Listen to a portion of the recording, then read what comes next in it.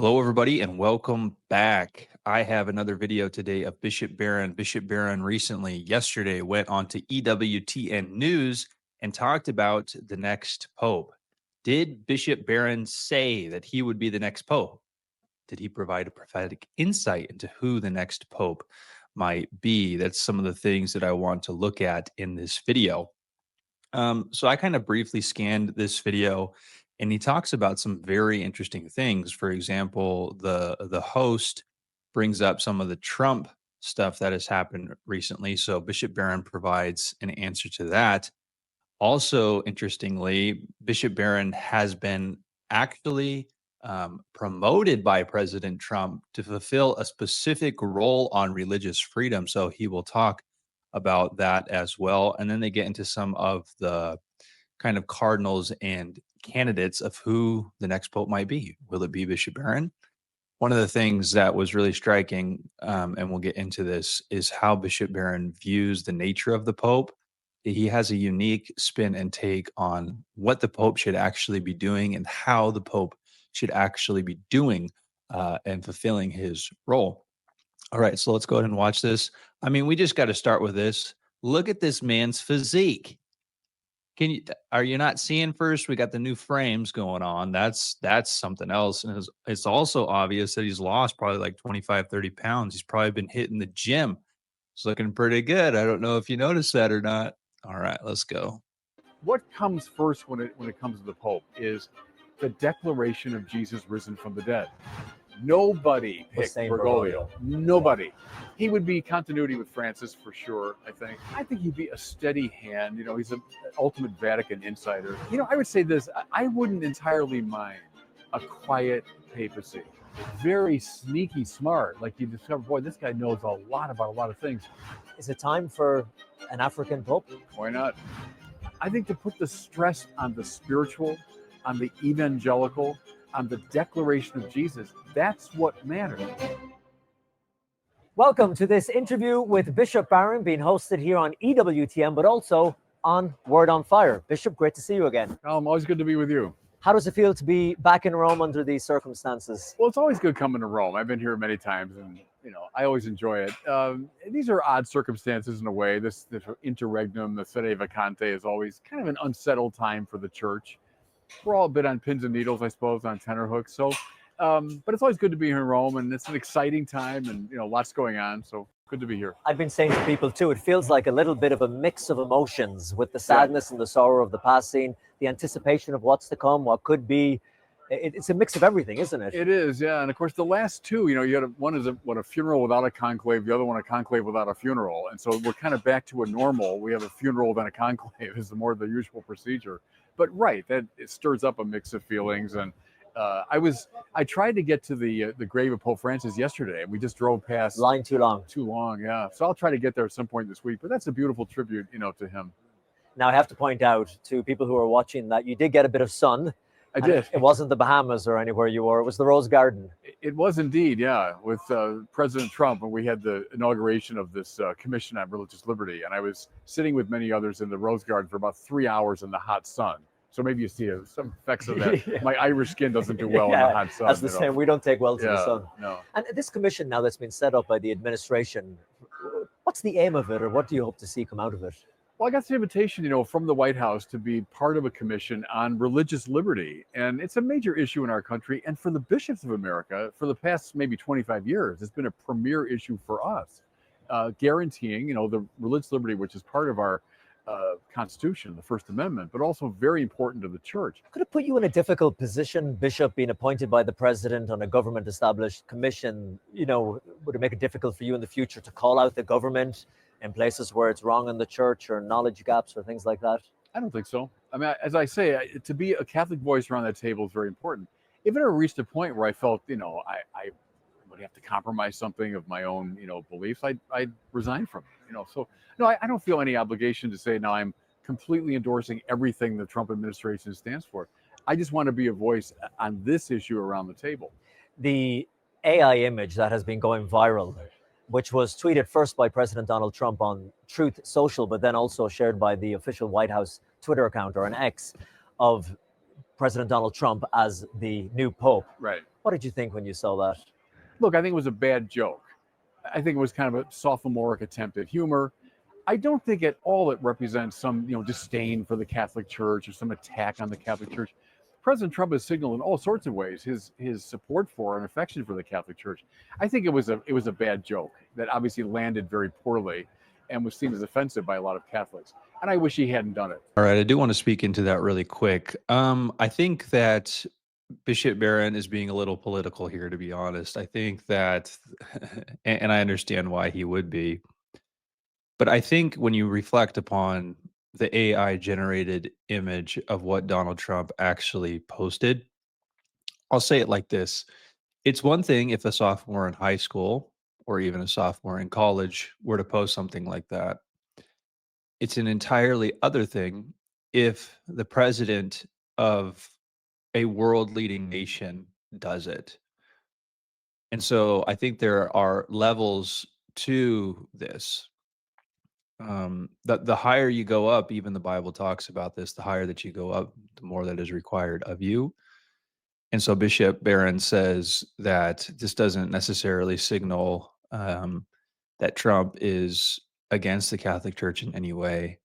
That's probably true, but at the very least, he doesn't have a deep respect for it, because if he understood what he was doing, then I don't, and he understood and he understood the tradition, he understood the mockery is the term I've used in the past couple days of what he had done, he would have never have posted it in the first place. So there is a spiritual blindness to, creating an AI generated image like that. Now, of course, I understand that Bishop Barron is trying to maintain his influence in high places within the United States. And I think he is right for doing that. The Bible talks about being shrewd, for example, and that's probably what he is doing here. But I don't think that you can just write off what the president did as sophomoric. It's much bigger than that, precisely because he's not a sophomore in high school. He's a leader of, a world leading nation. And so I think it leads to pause and caution for people and how they perceive Donald Trump. And more importantly, how Donald Trump views the Christian church and how he will interact with it going forward. I mean, if he was truly a Christian, I don't think he would do something like that. I think he would have, realized that he was way stepping over the line with something like that. All right, let's continue. Poor taste. I think so, yeah. We're here in Rome for the conclave Yeah. in just a few days' time.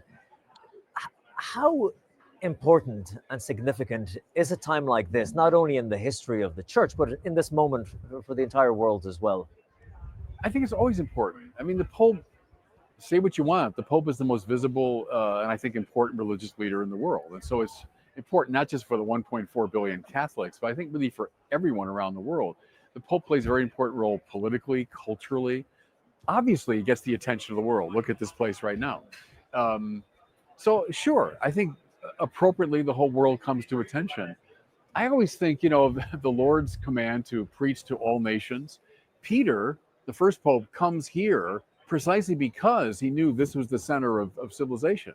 And indeed, the word went out from here to the whole world. So it's kind of appropriate and strangely almost mystical, isn't it? That still the whole world is deeply attentive to the election of the successor of Peter. Yeah, and when you mention the whole world watching, it does feel like Rome is the center of the universe at the moment, because what people can't see off camera is that EWTN here, of course, Word on Fire, but you have all the secular networks from every corner of the planet who have gathered here to cover this. I think it's beautiful, yeah. Is it fair to say, with social media, with the recent interest because of the movies and the TV shows, this is probably one of the most closely watched conclaves in history? Absolutely. I remember I was here 12 years ago doing coverage for the last conclave. And the image in my mind is the night when Pope Francis came out on the balcony, and then you look out at the sea of the people, but this time all the lights from the TV networks. Well, they're not the TV, of the little eye cameras and iPhones, yeah. And it was just like votive lights, I thought, well, it's a revolution now in social media, even more so now. I saw yesterday on social media, you posted a video saying that you were sick and tired of the commentary around this, or bits of it were annoying you. What were you talking about? Well, the politicization of it. Now, look, there's the gospel. There are indeed moral implications of the gospel, and then there are indeed kind of political strategies that are meant to embody moral principles. I get that relationship. You can't divorce the church from politics in that sense. But what gets me is the lack of proper prioritization. What comes first when it comes to the Pope is the declaration of Jesus risen from the dead. It was Gerald O'Collins, the great theologian for many years, the Gregorian. He said this must have been 2005, I think, when John Paul II died. And they're all asking, what are you looking for? What are you looking for in a Pope? And there's all the usual answers. He said, I want someone who declares the resurrection of Jesus in a compelling way, because that was Peter's job, and this successor of Peter. I think to put the stress on the spiritual, on the evangelical, on the declaration of Jesus, that's what matters. Now, as I say, indeed, there are further implications from that. But the preoccupation with, is he left wing? Is he right wing? Climate change, immigration. Okay, we can get to all that. But the first thing I'd look for is a disciple, a believer in Jesus, and who has the capacity to proclaim the resurrection in a compelling way. That's the Pope's job, and thereby to be a source of unity for the church. But see, people tend to overlook that, when they're looking at the qualifications of the Pope. Yeah, they look at the issues of today. All right, so let's think about what Bishop Barron is saying there. I think it's very profound. He's basically saying what you should look for in a pope. So what do you look for in a pope? His answer is something like a theologian, something like, a pastor, something not like a political activist. He'll go on later in the interview to say, and we're probably not going to get to it today because it's a long interview, that he would prefer a papacy that was quiet. And what he means by that is that there would just be a pope kind of in the background to adjudicate when was necessary, but not to be so out front and charismatic out there in the culture, trying to politically advance certain agendas within the world through the Catholic Church, but rather would be somebody that could simply preach the gospel. He seems to insinuate that actually knows what the gospel is, that can actually proclaim it with clarity. Again, Bishop Barron seems to think that the role of the Pope is to be the head of the church, and to be the head of the church, you got to do what the church needs you to do. And I think that he's probably right in the sense that because the position has grown so large and has so much, political power tethered to it, that the main point of what the Pope actually, exists for, to adjudicate disputes that arise within the church, to be kind of like a representative head for the gospel and the resurrection of Jesus Christ, that gets lost in the background. So I think that is something that is very, very profound of what Bishop Barron is saying here, because imagine, and keep going back to this, imagine a pope that could actually articulate the faith and defend the faith like a Bishop Barron. Just imagine how far that would go.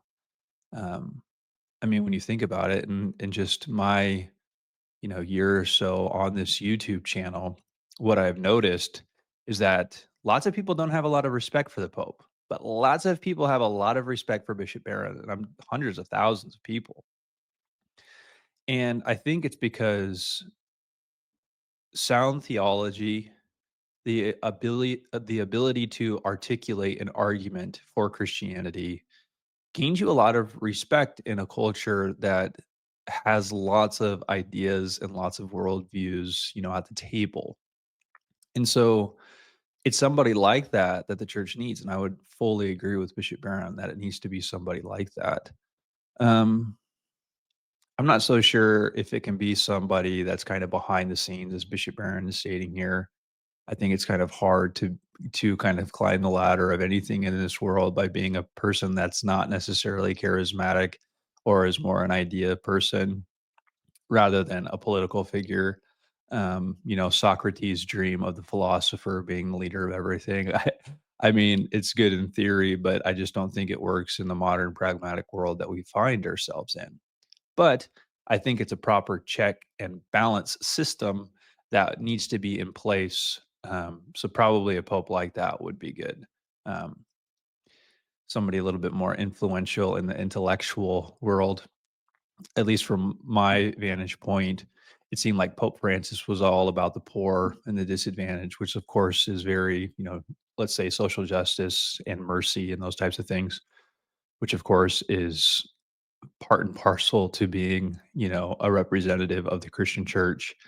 But there's also the side of being able to come to the table intellectually and to be able to argue the Christian faith, especially in high places where it's attacked most, I think. I think the Bible makes that pretty clear. So, what do you think? Who do you think the next pope should be? Do you agree with Bishop Barron that it needs to be somebody a little bit more in the background, a little bit more theologically astute, somebody that can actually proclaim the gospel, or do you want somebody a little bit more like Pope Francis, a little bit more of a political activist, um, kind of a Robin Hood like figure sitting on the throne for the poor and disadvantaged? It's an interesting conversation. What do you think about Bishop Barron's new White House role and how he basically talks and defends what he kind of slides it aside what Trump is saying? I found that to be quite interesting. Anyways, the Pope's going to be elected pretty soon. I think the conclave starts Wednesday, which is tomorrow from when I'm recording this. Interesting times, interesting people. Who do you think it's going to be? They get into this interview. In this interview, they get into some of the candidates. So I will leave a link in the description below for this video, this entire interview, if you want to continue watching it. Obviously, it's not my content, so I'm not going to show all of it. And I'm already at 18 minutes, so I'm not going to go any further. All right, that's all I have for this video. Please be sure to like and subscribe. Remember that Christianity is Christ. Without him, there is no Christianity. See you in the next one. Peace.